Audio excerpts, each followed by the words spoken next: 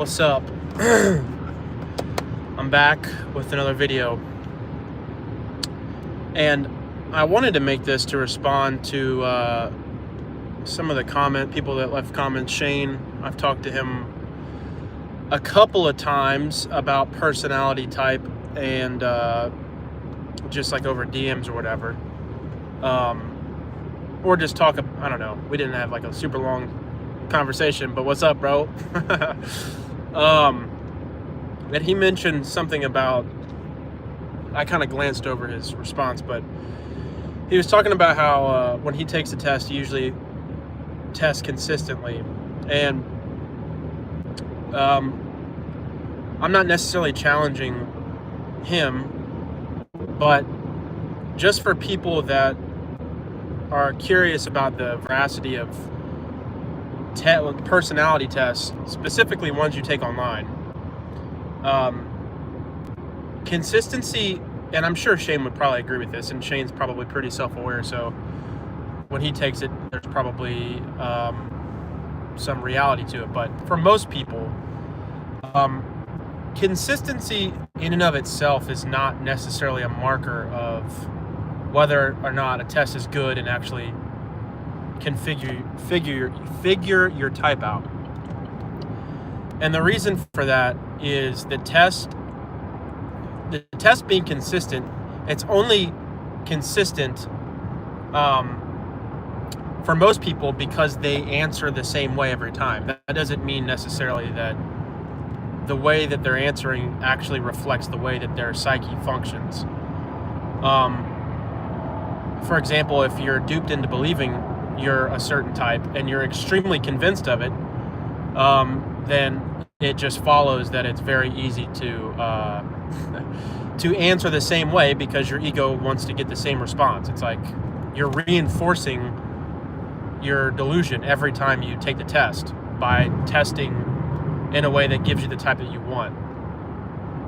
So consistency is better than I don't even know if it's better actually than the lack of consistent results, because both could be the same conclusion, right? They could both mean that you're mistyped. And if you're mistyped, whether you're consistent in your answers and you get mistyped, or you get different types every single time you take the test and you're mistyped, the effect is the same. You don't have the correct type. And so, hey, what's up? What's up? What's up? What's up? What's up? What's up? And so, and I don't mean to challenge typing methods for the sake of pure skepticism that we can't know anything about personality theory because all the metrics and tests we use are faulty. That's not my point. My point is pointing to better methods of figuring out type and not relying on tests that you fill out. It just, to me, seems like the game, it's a fun game that you press here and you press there and you're like, ooh, what's it gonna pop out today? Am I gonna be ESTP or, ESTJ or ENTJ or whatever, right? And so it's a fun little game, and it's very addicting. It's just a dopamine trap. And I subscribe. Nice, thanks, appreciate it. And so obviously a better method is getting typed by someone who knows a system well, someone who's an outside observer that can peer into the way that you're answering and try to deduce your personality from the answers you give and the way that you answer and so on and so forth. How many subscribers do you have? 782 right now. Yeah, I don't really do very much to subscribe. Shout out, Let's Play. It's interesting. There you go. There you go. You got it. I did. Please name. Okay, yeah, I just did. I just did. You didn't hear me. You didn't hear. Do you have a 783? Do I have a 783?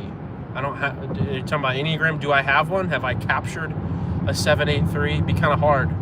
783s are probably very difficult to throw a pokeball at and hopefully hope that they actually fall into. I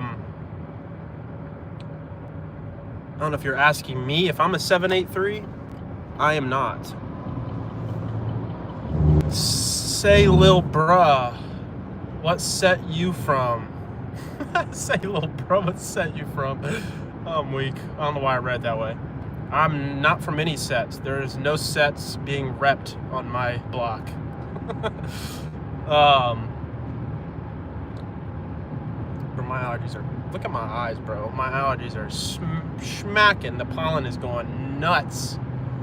The pollen is Mayweathering my eyeballs. What's up, y'all? So, if you're interested, you have a 783 subscriber. So, are you a 783? Are you suggesting you are? Is that what you're saying? I don't know. If you are, great. My name is Abish. There we go. There you go. I don't know if I pronounced that correctly. Hopefully. My name, Abyss. I don't know if this is a troll. If this is a troll, you're really walking me down the trail pretty effectively, throwing out dog food and having me nip at it. It's really working. You have 7. Oh, I'm so stupid. I'm actually dumb. That's hilarious. That went way over my head. See, my brain is so just bogged down by the what's the word? The virus of personality theory. When you say 783, my mind goes straight to Enneagram. RF. Also, I'm driving, so this is highly not recommended while making a video is not a strong solution for driving successfully and not dying. So if I miss something, just know I want to stay alive. Someone would be like, well, then why are you on your phone? I'm like, well, you know, multitasking is not a problem in doses. So if you're serious about figuring out your type, or you know, with this is like with anything, if you want to know the truth of a thing, right? If you want to know whether something is accurate or isn't, then taking quick methods to get to the end result is likely not going to work. Like, that's just usually true. Things take time to kind of tinker with and understand more and learn more. So if you make mistakes in typing, for example, then it's not the end of the world because you can figure out what you're missing. I still do that. I was talking about World Socionics Society, Jack's last typing, and he typed the guy ESI, and he could be wrong, right? That's still a possibility. But usually when that happens, when I know that someone knows what they're talking about, and you know, I can. Sometimes I give them the benefit of the doubt, and then I'll try to cross-check and figure out, okay, well, let's talk this out. Like, where'd the SE go? Like, where'd that go? Like, what are you looking at that I'm not seeing? That's usually what I'm trying to figure out. Like, as long as I can see what you're seeing, then I can realize whether or not I agree with you or not. And it's like, okay, yeah, from what I'm looking at, there's no indication that this would be an SE valuer, for example. I'm just using that for conversation's sake. And it's like, okay, well, the question is, what is an indicator or a signal of extroverted sensation in a typing session? Like, you're relying on the data they're giving you, and then you have to deduce from that data what slot their SC fits in. And The reality is, if they don't give you enough data, then your ability to slot them appropriately decreases, like, obviously, because the only thing you have to go off of is what they're telling you. That's all that's available. And so that's another kind of emergent, or not even emergent, but necessary feature of typing accurately is how much proximity do you have to the person. You know, if you've only met someone for the first time, then the only data that you have to go off of is generalities. You're most likely not going to get much substance. And so naturally, you're going to probably notice things that hit you in the face immediately, which is usually certain traits. Now, if you're pretty good at understanding type, then obviously your ability to recognize a type quicker is probably likely. I don't think that that's necessarily a fundamental feature of someone who knows a personality system well per se. It just seems to be a pretty common byproduct.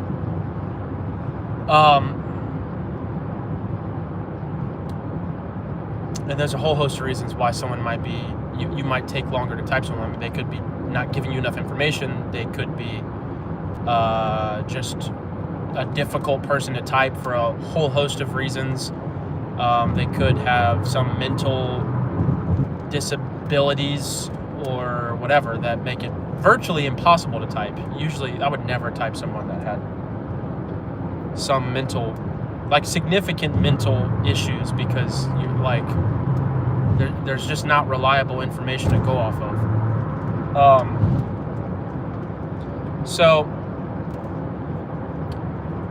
Most people don't care really about the truthfulness of their type. Most people care about what type makes them feel good about themselves. Like, that's just true. I did that for a while, to be quite honest. I did that with my Enneagram type. And then you start noticing patterns, and you're like, okay, yes, this is not behaviorism per se. We're not only looking at behavior. But when you get an overwhelming amount of contradictory evidence and data, then you're probably going to conclude that you're not that type, right? It's like, well, I'm type A, and everything around me is all of my experiences, the things I'm saying, how I'm reacting, whatever the case is, contradict that. So at what point do you start asking yourself the question, am I actually typed right? So it's a balance. It's a balance between available data, the preponderance, I can't say that word, preponderance, something like that, the mass amount of data you have available to you, and then how well does that system kind of fit you somewhere? If it fits you in multiple places, or if the place that it puts you has multiple domains, subdomains, you're this type, but we have 7,000 subdivisions of that one type, then, I mean, that system that just is being complex for no reason. It's like, how many ways can we split this so that we have 4 million variations of a single type? You're like, this is a black ESTP. And this is how a black ESTP differs from a white ESTP. And then you create type profiles based upon a racial overlay or whatever. And it's, how many divisions can we make? We can make divisions for days. We could do IQ level and then create a whole different type description based upon your big five, you're an ESTP who has this big five overlay, and then this IQ overlay, and this cultural overlay. All these like superfluous additions onto a type that it's it's grasping at straws at that point, or whatever the saying is, grasping at a hair's, whatever small insignificant thing you think you can hold but can't.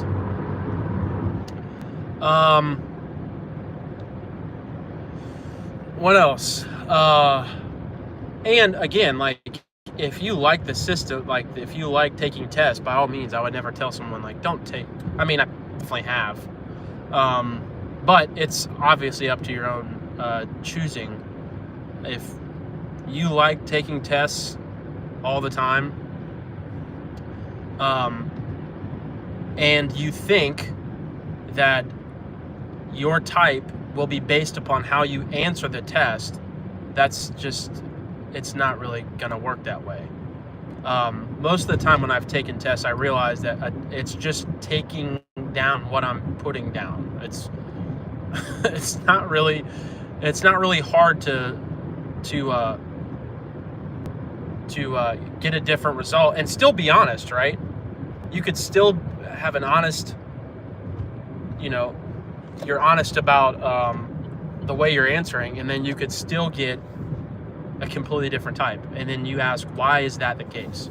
It's like, well, because you feel this way because of these circumstances that you're going through. And so racial typology is legit because niggas be wild. That's a fact. You got to keep them niggas in check, brother.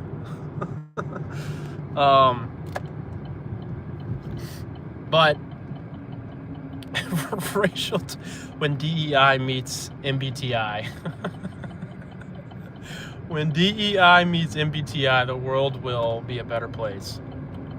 That's actually kind of funny.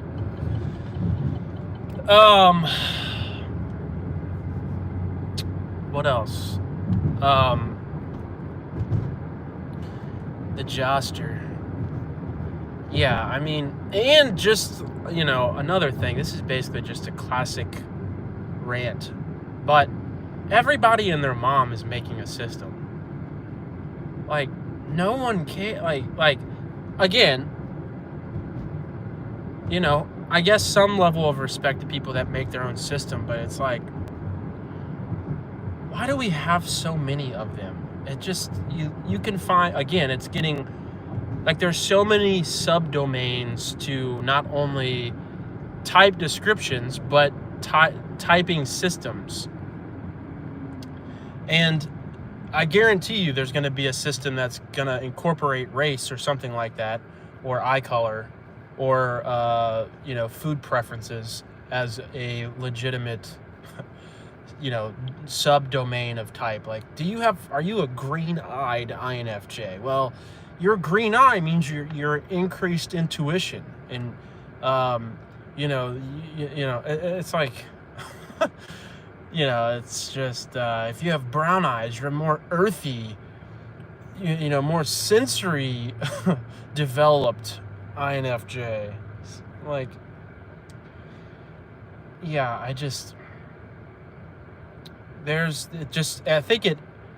think it just is just classic American consumerism. It's like, how do we appeal to different niche areas and niche interests and then sell them on this half-baked idea? But because we're appealing to this niche group, then it'll be great. So there's always going to be niche groups and different kinds of people that want to be targeted specifically, and so there's always going to be a system to give them. It's like a buffet. It's like, yo, I don't like fried chicken, so okay, no problem, Jimmy. We have meatloaf, not really good, looks basically not edible, like you probably shouldn't eat it, but we got mac and cheese, we got mashed potatoes and gravy, and also we have ice cream, and yeah, kids are putting their boogers in it, but don't worry about it. You didn't see it. So there's always there's always going to be someone to appeal to, and therefore the systems will continue to be diluted. Just like any system that appeals to subgroups constantly, truth is always going to be sacrificed to appeal to niche people that need a certain system that fits them particularly. And so that seems like the antithesis of truth seeking. Like, that's a pretty catastrophic way to destroy truth. Largely. And not to say that all, a business mind that's trying to appeal to a consumer specifically is always wrong. Like, obviously, if you have a business, for example, and no one likes what you're selling, then at some point you're going to have to ask yourself, what do people actually want and what do they actually like? Because if if the answer is nothing that you're offering, then you're not offering the right thing.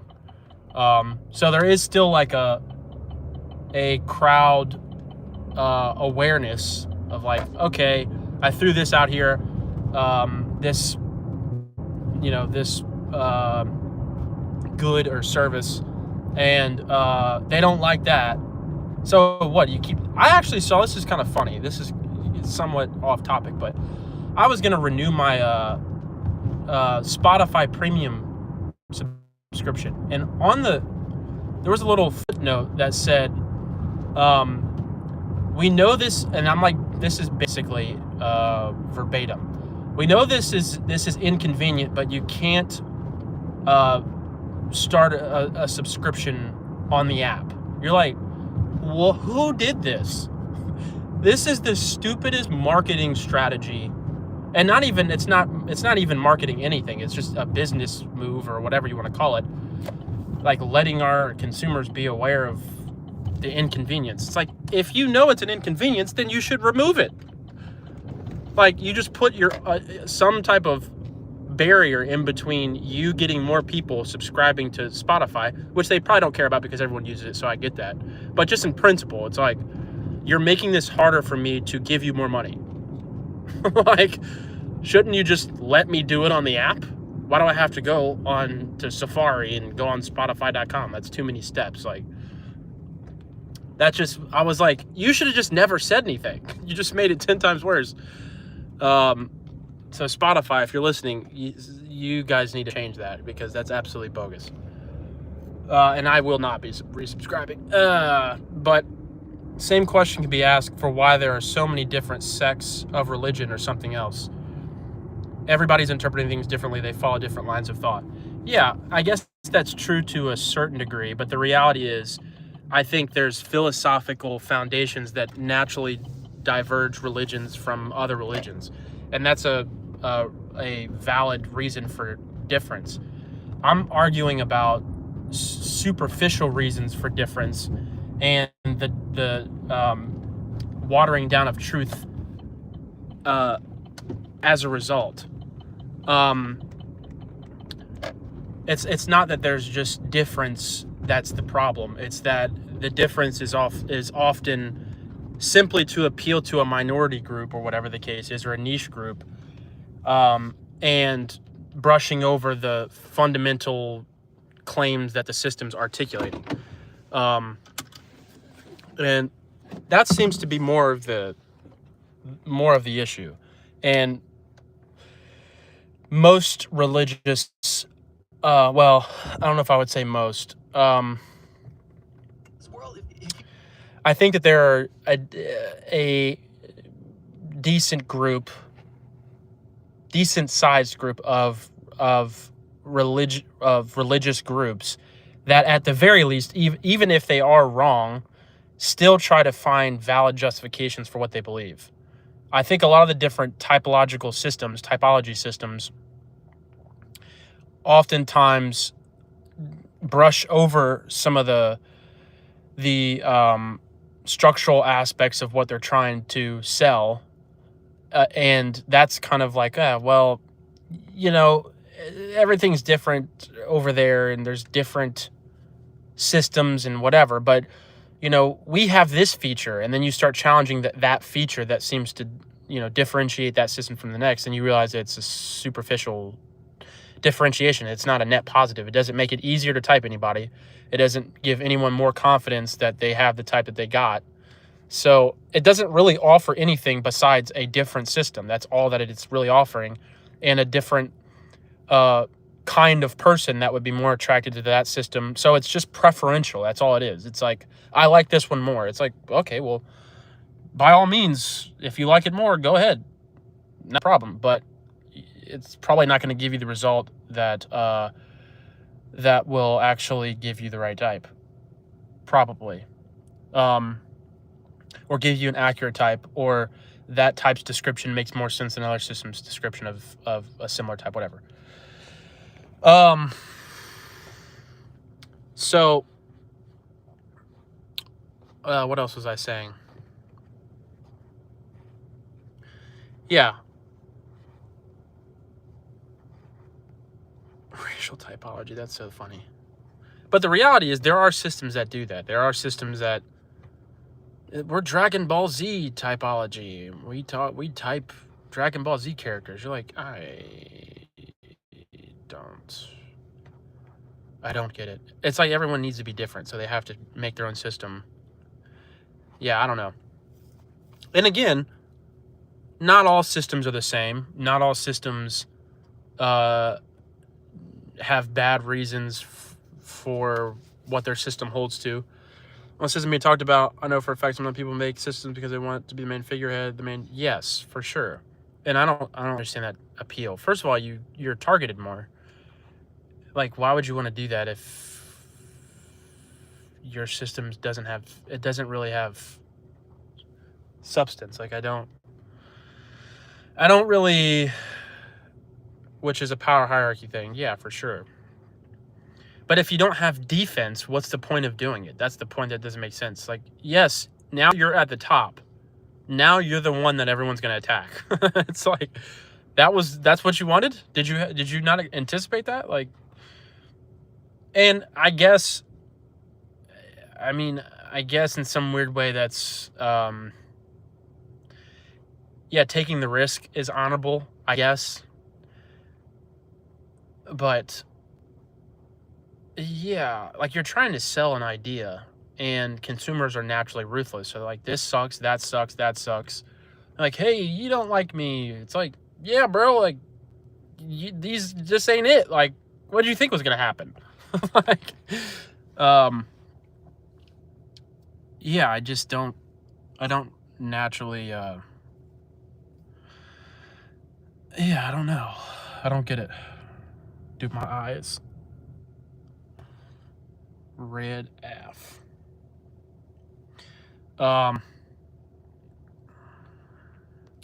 What else was I gonna say?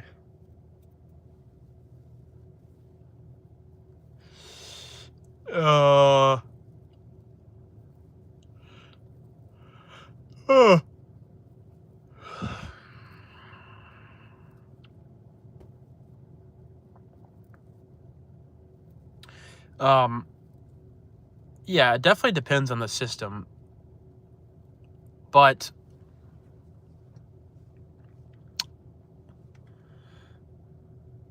yeah, obviously, I think certain systems are obviously on a spectrum, and there are some that are better than some that aren't. But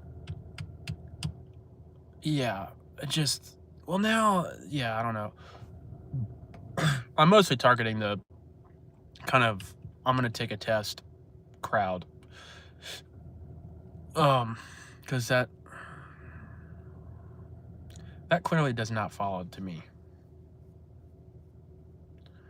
Like, the consistency of it is like, you're just putting in the same answers. That's the only thing that has to really be deduced from your results. It doesn't really have to be that you're that type. It could be, but for most people, it probably is not.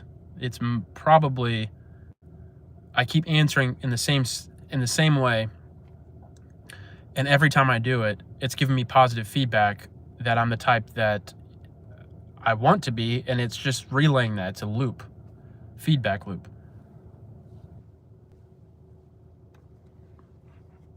that might even be actually a feedback loop, but it is a kind of feedback loop that is a negative kind. But yeah, I guess I'm done. I gotta go inside and drink some water. I am parched. All right, peace.